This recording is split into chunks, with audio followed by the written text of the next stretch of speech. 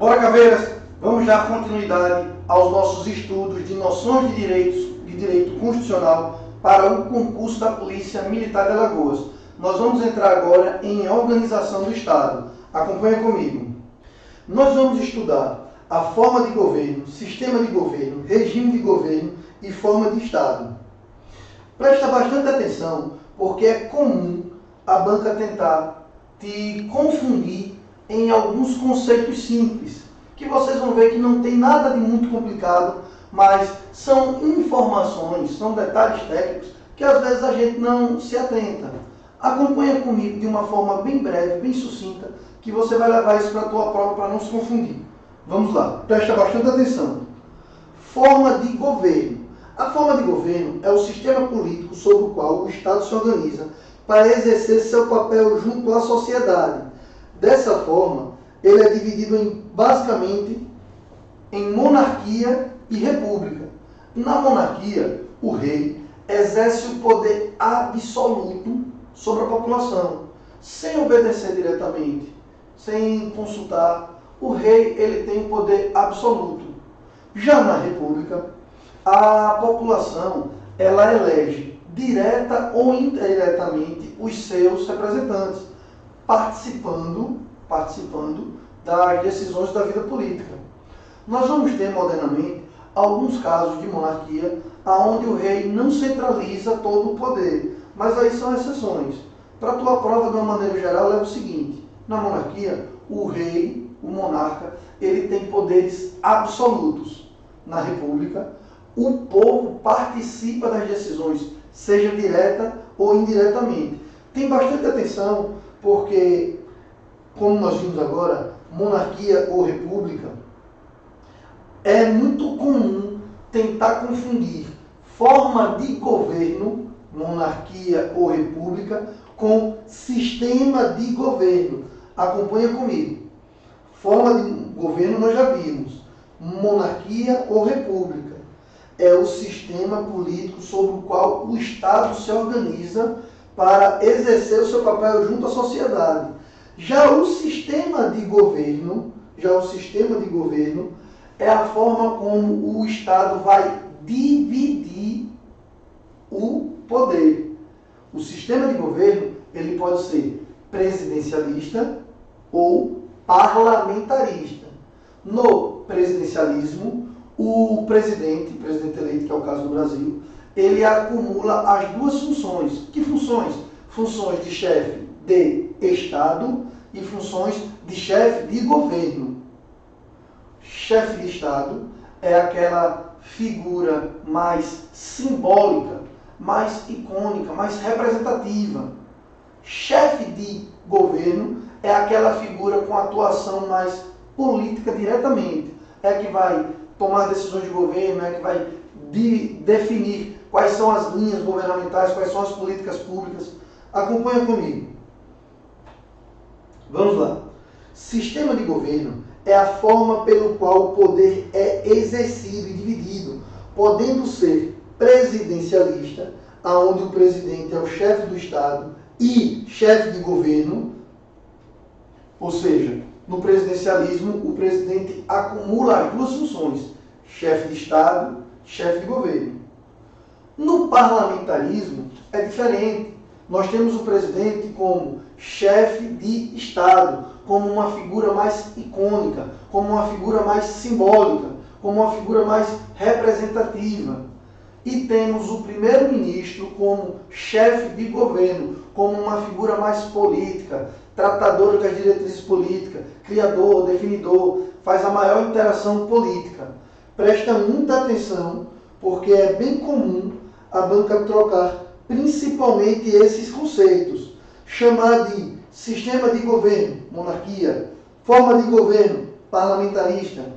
Fica bem atento com isso, para não ter essa confusão. Vamos repetir. O sistema de governo, bem devagar, é a forma pelo qual o poder é exercido e dividido. Nós temos o presidencialismo, onde o presidente é chefe de governo e chefe de Estado, e nós temos o parlamentarista, onde o presidente é chefe de Estado e o primeiro-ministro é chefe de governo. Presta muita atenção nesses detalhes, porque a banca costuma fazer um trocadilho para tentar te confundir. Vamos comigo agora. Regime de governo. Quais são e o que é o regime de governo? O regime de governo é a forma como o governo se comporta no exercício do poder. Mas, Tiago, o que é isso? É um governo que é absolutista, totalitário? É um governo que respeita regras? É um governo democrático? Acompanha comigo. O regime de governo ele pode ser democrático, autoritário ou totalitário. Desta forma, um governo se comporta-se no poder, podendo ser democrático.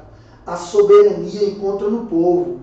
O governo é flexível e respeita os direitos e garantias dos cidadãos. Volta para cá. Num governo democrático, o Estado respeita as próprias leis. As leis são criadas e o Estado também deve obedecer às leis. Há um respeito a direitos e garantias individuais. Já no governo autoritário, acompanhe comigo, isso não acontece. Retira-se grande parte da soberania popular através da suspensão ou revogação de direitos. Presta atenção nisso. No governo autoritário, grande parte dos direitos e garantias individuais eles são retirados ou revogados. Já o governo totalitário, o governo tenta controlar totalmente a vida da população, sem nenhum limite ou nenhuma regra. Volta para cá. Vamos seguindo uma gradação. No governo democrático, que é o que nós vivemos, um Estado democrático de direito, o governo, ele deve respeitar os direitos e garantias individuais e obedecer à lei. No governo autoritário, o Estado remove, retira, diminui, suspende grande parte dos direitos e das garantias fundamentais. Já no Estado totalitário, presta atenção na gradação, já no Estado totalitário, o Estado ele exerce o poder absoluto. Ele quer ter o controle total da vida do cidadão, ele quer ter o domínio total da vida do cidadão. Por exemplo, em alguns estados totalitários, vamos dar exemplo aqui da China, existe até uma padronização de corte de cabelo. Todo respeito ao sistema de vida dos outros, mas o governo, ele limita os tipos de corte de cabelo possível, ou seja, o governo busca ter o controle total da vida do indivíduo. Volta comigo. Vamos repassar aqui o regime de governo para que não haja confusão e não haja dúvida com regime de governo, sistema de governo, forma de governo. O regime de governo é o modo como um governo comporta-se no poder. O governo está exercendo o poder e ele se comporta de que forma? Se ele for um governo democrático, a soberania encontra-se no povo. Todo o poder emana do povo, está na Constituição Federal. E em nome dele será exercido. O governo é mais flexível e respeita direitos e garantias dos cidadãos. Já um governo autoritário, preste atenção, um governo democrático, o poder emana do povo. O governo autoritário, ele retira a soberania popular através da suspensão ou revogação de direitos. Ele já dá um passo a mais no sentido da diminuição de direitos. O governo totalitário é o governo que tenta controlar totalmente a vida da população, sem seguir nenhum limite ou regra. Vamos seguir. Temos democrático, autoritário, totalitário. Agora nós entramos nas formas de Estado.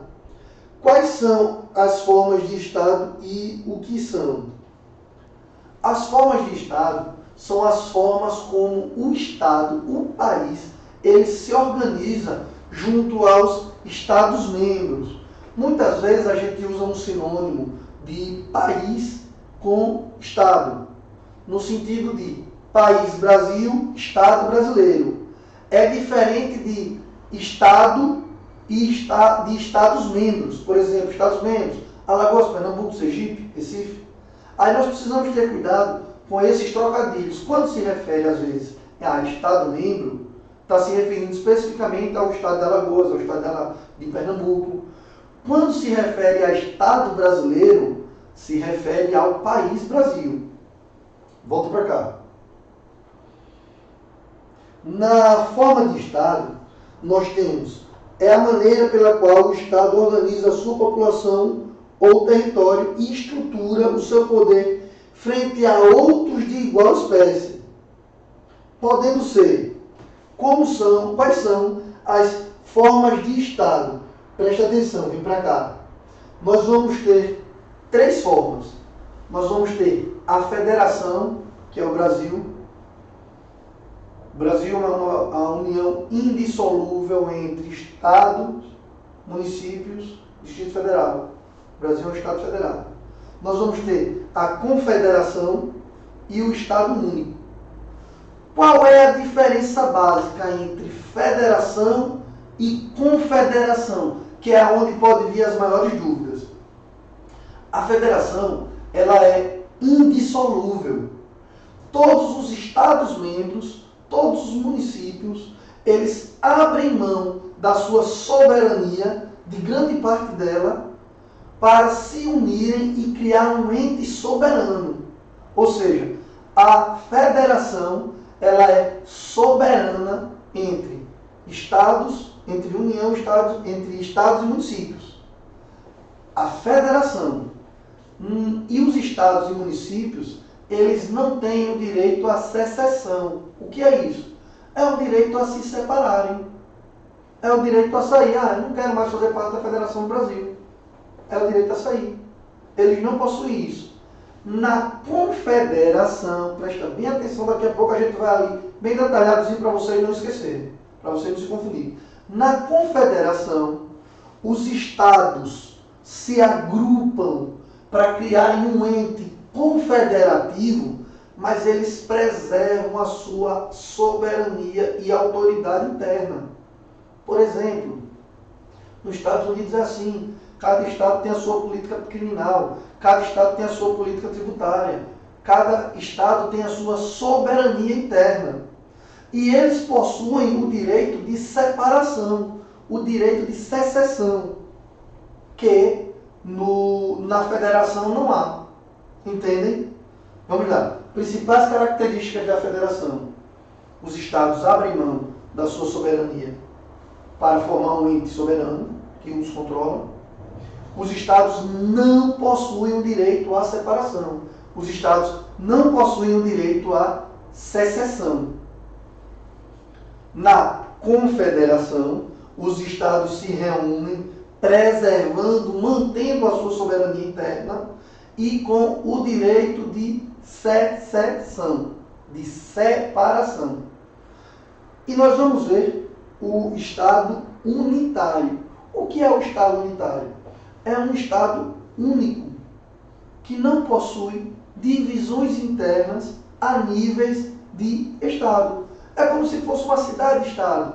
Nós temos um exemplo bem próspero, que é Singapura. Vamos voltar para a lousa para acompanhar. Acompanha comigo bem devagar, bem detalhadamente, porque eu sei que é uma série de conceitos que a banca vai jogar contigo. Primeiro, forma de Estado é a maneira pela qual o Estado organiza a sua população, o território e estrutura, o seu poder frente a outros de igual espécie, podendo ser federação, como acabamos de ver, a federação, como acabamos de ver, um acordo entre Estados que cedem parte da sua soberania para formar um novo Estado. Vamos seguir. A confederação é concebida como um tratado entre Estados independentes que decidem se unir, mas mantém sua soberania e o direito à secessão. Preste atenção, na confederação, os estados permanecem independentes, mantendo sua soberania e o direito à secessão, que é o direito de se dissolver, de separar, no momento em que desejarem. Já o Estado unitário é um único polo de poder, atuando sobre todo o território nacional.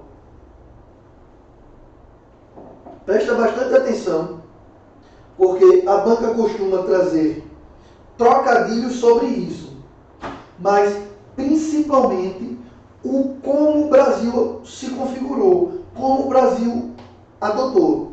O Brasil tem a forma de governo republicano, o sistema de governo presidencialista, o regime de governo democrático, a forma de Estado, a federação. Vem comigo.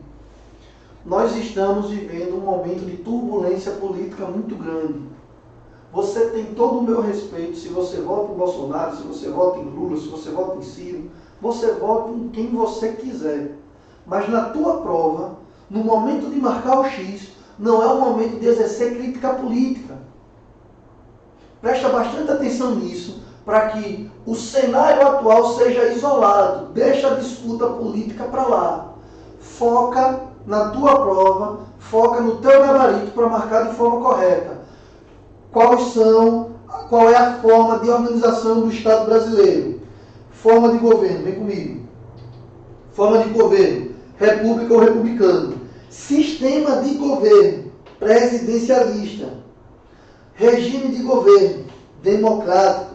Forma de Estado, federação. Presta atenção também nas principais distinções, porque às vezes é cobrado ou a prova te traz alguma pegadinha sobre isso.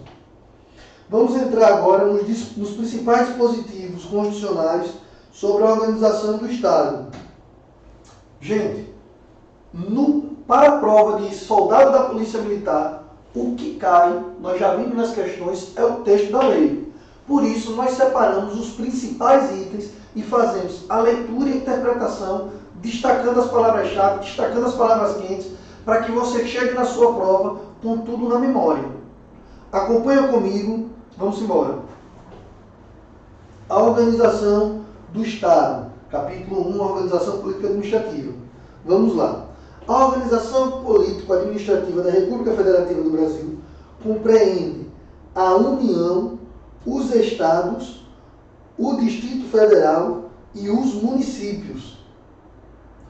Brasília é a capital federal. Os territórios federais integram, fazem parte, pertencem à União e a sua criação, transformação em Estado ou reintegração ao Estado de origem serão reguladas em lei complementar. Os Estados podem incorporar-se entre si, subdividir-se ou desmembrar-se para se anexar a outros ou formarem novos Estados ou territórios federais, mediante a aprovação da população diretamente interessada, através de plebiscito e do Congresso Nacional por lei complementar. A criação, a incorporação, a fusão e o desmembramento de municípios far-se-á por lei estadual, dentro do período determinado por lei complementar federal, e dependerão de consulta prévia, mediante plebiscito, à população dos municípios envolvidos, após divulgação dos estudos de viabilidade municipal apresentados e publicados na forma da lei. Vamos seguindo. É vedado a União, é vedado, é proibido, é defeso a União, os Estados, ao Distrito Federal e aos municípios, vamos lá, estabelecer cultos religiosos ou igrejas, subvencioná-los, embaraçar-lhes o funcionamento ou manter com eles ou seus representantes relações de dependência ou aliança, ressalvada na forma da lei a colaboração de interesse público. Vamos lá. Estabelecer cultos religiosos ou igrejas. O Brasil é um Estado laico. O que é que isso significa? Significa que o Brasil não tem uma religião oficial. O Brasil deve respeitar todas as religiões, todas as visões religiosas. Se você é evangélico, católico, cristão, de umbanda, muçulmano, do candomblé, toda a sua conexão com o divino, com a entidade superior, com as entidades superiores que você acredite, elas devem ser respeitadas no Brasil. O que o Brasil precisa de respeito, e a Constituição garante isso. Me acompanha. Subvencioná-los, é patrociná-los, é colocar dinheiro público, embaraçar-lhes o funcionamento, é perseguir, é tentar fechar, é tentar atrapalhar o funcionamento de qualquer forma, manter com eles, os seus representantes, relação de dependência ou aliança. Isso é bastante complicado porque o cenário político envolve, mas o que nós temos que ter em mente é o texto constitucional, a colaboração de interesse público. Vamos seguir. Recusar a fé a documentos públicos. O que é isso? Você apresenta uma carteira de identidade. Uma carteira de identidade. Você apresenta uma carteira de habilitação. Aquilo ali é um documento público que está te identificando. Não se deve, não se pode negar fé. Dizer que aquele documento é falso, sem ter realmente indícios, sem ter realmente fundamentos para isso. Criar distinções entre brasileiros ou preferências entre si. Vamos seguir.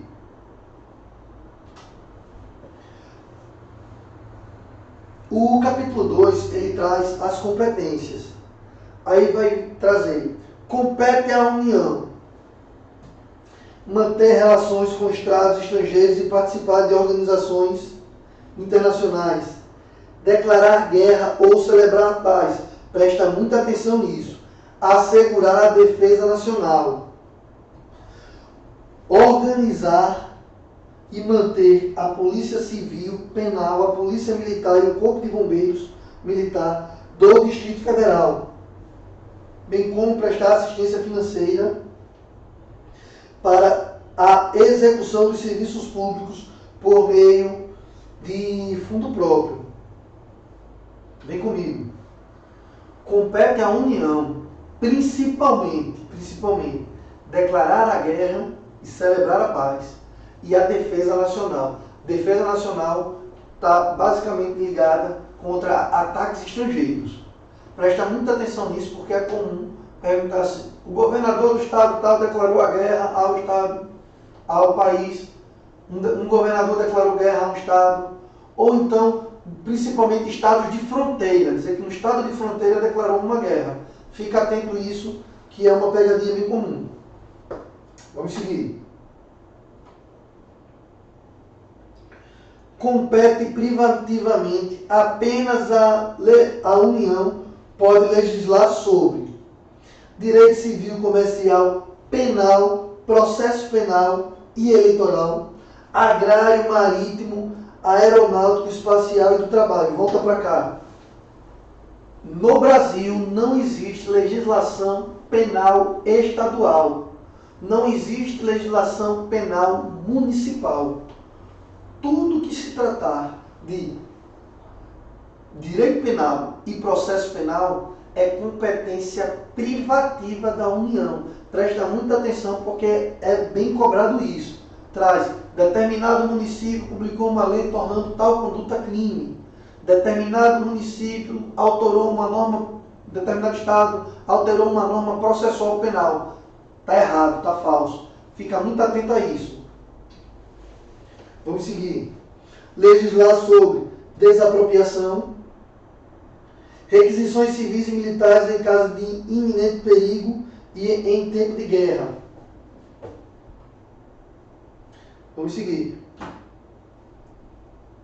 É competência comum da União, dos Estados, do Distrito Federal e do município, ou seja, é competência comum. Todos eles são competentes para zelar pela guarda da Constituição, das leis e das instituições democráticas e conservar o patrimônio público. Cuidar da saúde e assistência pública, da proteção e garantia das pessoas portadoras de deficiência. Prezados, nós estamos enfrentando o momento da pandemia.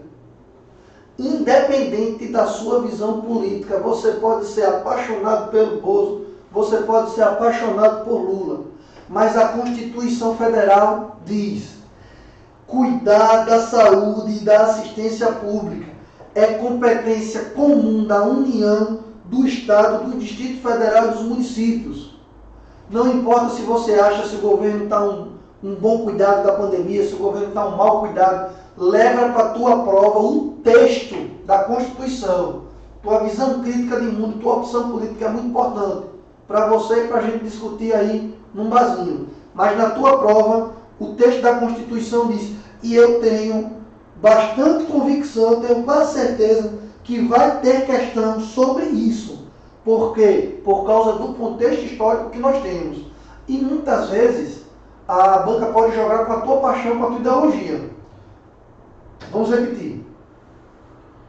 É competência comum cuidar da saúde e da assistência. A banca pode trazer que compete privativamente à União, ao governo federal, é de competência exclusiva dos municípios, ou ainda, após a decisão do STF, a competência passa a ser exclusivamente de estados e de municípios. Presta bastante atenção para não ser influenciado pela mídia externa por convicções políticas. Leva para a tua prova o texto da Constituição. Vamos seguir agora com o que compete à União, aos estados e ao Distrito Federal legislar concorrentemente, ou seja, todos podem legislar em paralelo. Direito tributário, direito financeiro, penitenciário, econômico e urbanístico, orçamento, juntas comerciais, custas de serviços forenses, produção e consumo, floresta, caça, pesca, fauna, preservação da natureza, defesa do solo e dos recursos naturais, proteção do meio ambiente e de controle da poluição. Presta bastante atenção em floresta, caça, pesca e fauna. Por quê? Porque muitas vezes é colocado como uma competência exclusiva dos estados por causa dos batalhões de polícia ambiental. Mas não é. É uma competência comum. É uma competência comum. Proteção ao patrimônio histórico, cultural, artístico, turístico e paisagístico. Responsabilidade por dano ao meio ambiente e ao consumidor, a bens e direitos de valor artístico, estético, histórico, turístico e paisagístico. Educação, cultura, ensino e desporto. Criação, funcionamento e processo do juizado de pequenas causas. Vamos seguindo. Os estados organizam-se e regem-se pelas constituições e leis que adotarem, observados os princípios desta Constituição. Vem para cá. A Constituição Federal, ela rege todos. Rege tudo. Os estados, eles são organizados através de constituições estaduais. Inclusive, temos um curso específico de Constituição do Estado de Alagoas. Se a nossa assessora está perdendo tempo.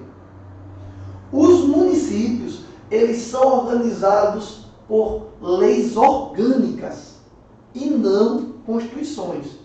Leva isso para a tua prova. Nós temos a Constituição Federal no topo da pirâmide. Nós temos as constituições estaduais que devem plena obediência à Constituição Federal.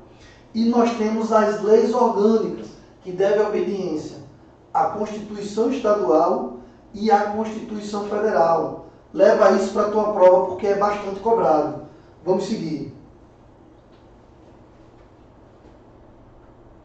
São ressalvados aos estados as competências que não lhes sejam vedadas por esta Constituição. Ou seja, o que não for proibido ao Estado em matéria de competência, o que não for dito que a competência é exclusiva da União, o Estado pode sim legislar ou atuar. Inclui-se entre os bens dos Estados Bem importante esse. As águas superficiais ou subterrâneas, fluentes emergentes em depósitos ressalvados, neste caso, na forma da lei, as decorrentes de obras da União. Vamos seguir.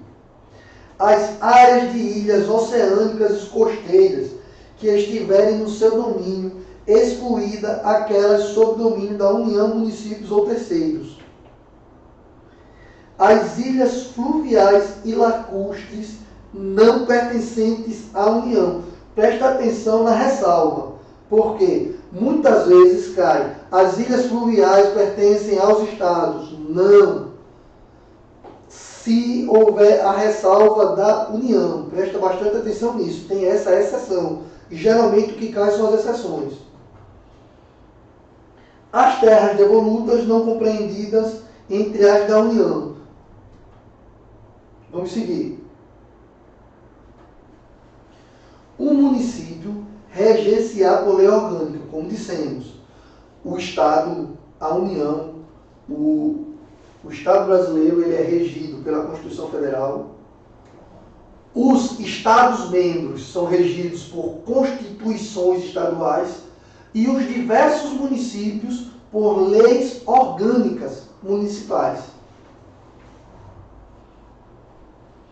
O município reger-se-á por lei orgânica, votada em 2 turnos, com interstício mínimo de 10 dias e aprovada por 2/3 dos membros da Câmara Municipal, que a promulgará atendidos os princípios estabelecidos nesta Constituição, na Constituição do respectivo Estado e nos seguintes preceitos.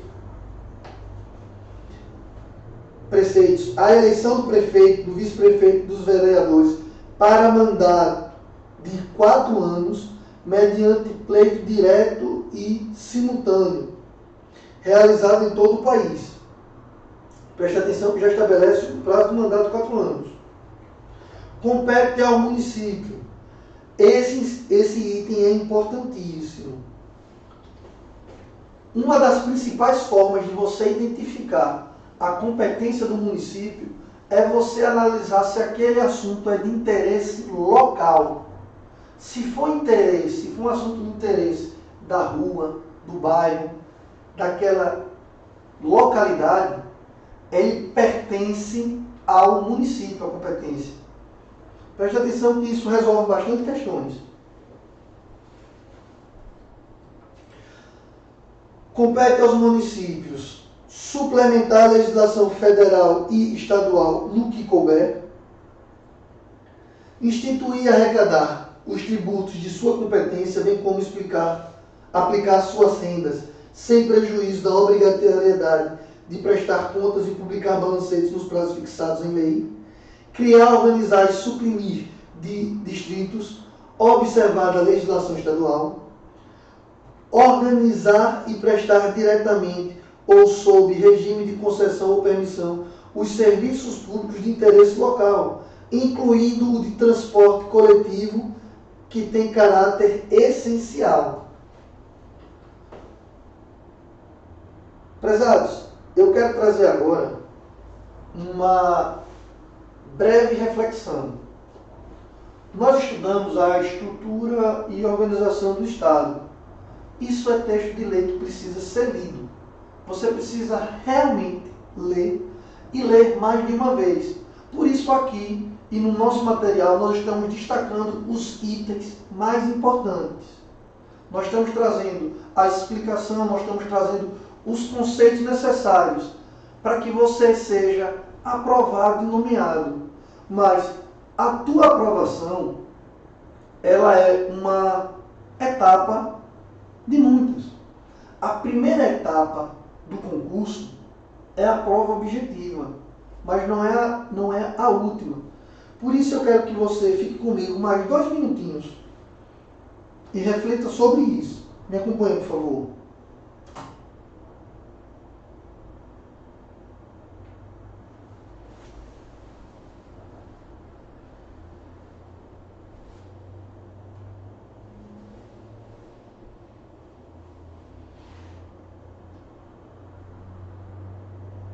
O que é que eu quero chamar a tua atenção?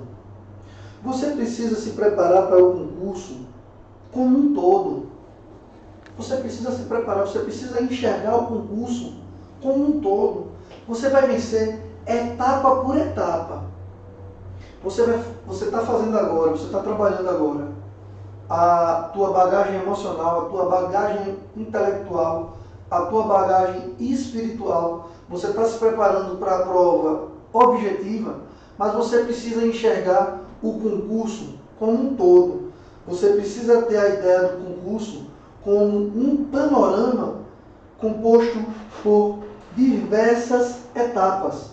Não uma etapa específica, não um item específico. Você vai viver a prova objetiva, dividida em prova de conhecimentos básicos e prova de conhecimentos específicos, aonde nós estamos trabalhando fortemente na tua preparação intelectual. Mas você vai viver também um TAF. Você vai viver uma prova de aptidão física. Você vai viver um teste de aptidão física. E é muito importante que você esteja preparado para o TAF. Nós vamos trazer orientações específicas. É possível sim você perder peso até o TAF, se for essa a tua necessidade. É possível você adquirir a resistência se você tiver dificuldade específica em um exercício ou em um requisito específico.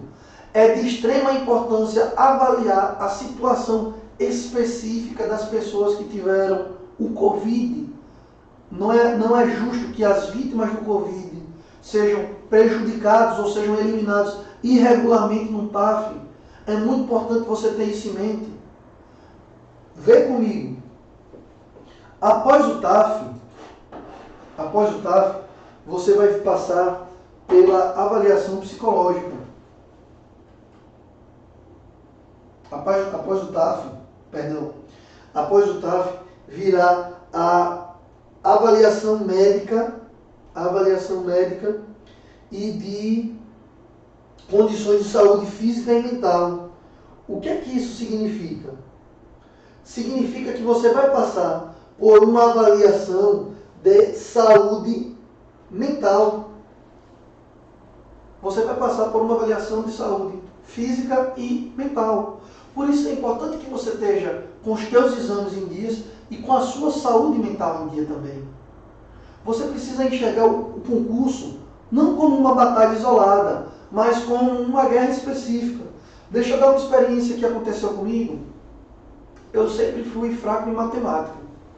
Fui prestar um determinado concurso, INSS, muito tempo atrás, e me concentrei muito em matemática, estudei demais matemática. Fiz aula particular, fiz reforço, só pegava matemática.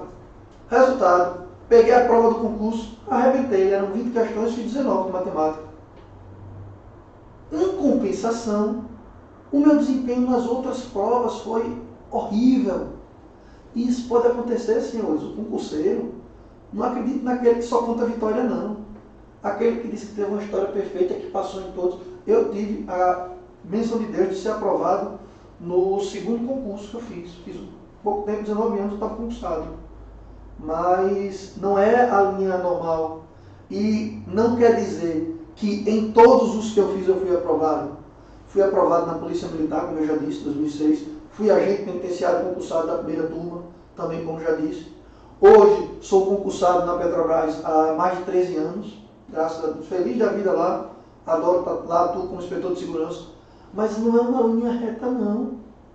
Não é uma linha reta. Você precisa ter em mente que você vai passar a prova objetiva, conhecimentos básicos. Logo em seguida, o teste de aptidão física. E você precisa estar preparado para todo o contexto, porque vai vir prova de conhecimentos básicos, prova de conhecimentos específicos dentro da prova objetiva, vem o TAF, vem a avaliação médica e condições de saúde, após isso vem a avaliação psicológica. Vocês já refletiram que nós estamos no pior momento mundial para se fazer uma avaliação psicológica?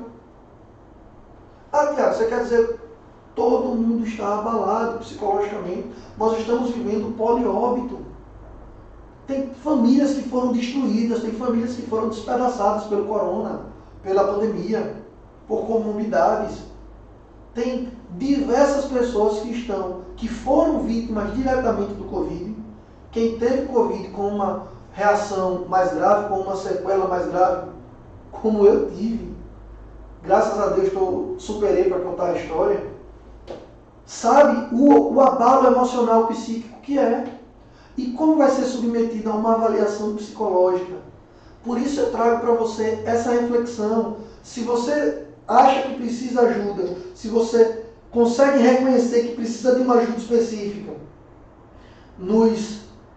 em todo o circuito do concurso, seja na prova objetiva, seja conhecimentos básicos, conhecimentos específicos, seja no teste de aptidão física, seja na avaliação de condições de saúde, na avaliação de saúde mental, na avaliação psicológica. Se você tem algum problema de documentação, de investigação social ou no toxicológico, analisa isso e se organiza para que quando chegar o momento você vencer. Para você não ser surpreendido, para você não só enxergar o concurso como sendo a prova objetiva. Para você não enxergar o concurso como sendo apenas a prova objetiva e o TAF. Não, o concurso ele é composto por 7 etapas, considerando prova objetiva de conhecimentos específicos, considerando provas objetivas de conhecimentos gerais. Aí nós vamos ter prova de conhecimentos básicos, prova de conhecimentos específicos, teste de aptidão física, avaliação médica de condições de saúde e mental, avaliação psicológica, comprovação documental e investigação social, avaliação toxicológica e você para ser nomeado, porque o meu objetivo é que você seja nomeado, que você seja inserido na Polícia Militar. E não que você apenas faça o meu curso. Os cursos estão aí. Você vai fazê-los. Você está fazendo. Mas você precisa ter em mente que o concurso ele é uma sequência de batalhas. Cria a tua estratégia para cada etapa dessa. Você precisa de um reforço em conhecimentos gerais? Busque. Você precisa de um reforço em conhecimentos específicos? Nós temos a nossa mentoria. Nós vamos pegar na tua mão e nós vamos te soltar no Cefap. Essa é a finalidade da mentoria de elite. Ela pega na sua mão, vou pegar na sua mão com você e só vou te soltar quando você jogar a banha para cima no fora de forma. Essa é a finalidade da mentoria de elite. Se você se sente que a sua necessidade do TAF está tendo alguma dificuldade em um exercício específico, inicia uma preparação planejada. Procura um profissional, procura um personal trainer, procura uma academia. Tiago, eu não tenho acesso a nada disso, eu não consigo. Entre em contato com a gente que a gente providencia. Mas, se você tem alguma limitação para o TAF, se você já vislumbra algum problema, insere um treino sério. Você consegue baixar peso, estou precisando também. Você consegue ter uma rotina de treinos. Mas encara o TAF como uma necessidade, sem correr o risco do overtraining. Nós vimos um processo do teste de aptidão física de um cliente nosso que ele é modelo profissional. Ele tem um físico muito robusto, ele é muito forte, ele é malhadíssimo e corre 4 km, 5 km, corre muito. Só que no excesso de treino, quando chegou no TAF, ele tinha desenvolvido uma inflamação na perna por causa do excesso de treino e foi reprovado. Graças a Deus nós conseguimos reinseri-lo, porque identificamos algumas ilegalidades que ocorreram no TAF e ocorrem, e ele conseguiu ser reinserido no concurso. Mas tem muita atenção, por isso é importante de treinar com um profissional habilitado. Tiago, eu não tenho recurso. Entre em contato com a gente que a gente vai providenciar, que a gente tem como te encaminhar, que a gente consegue inserir você nessa rotina. que a gente consegue inserir você nesse circuito.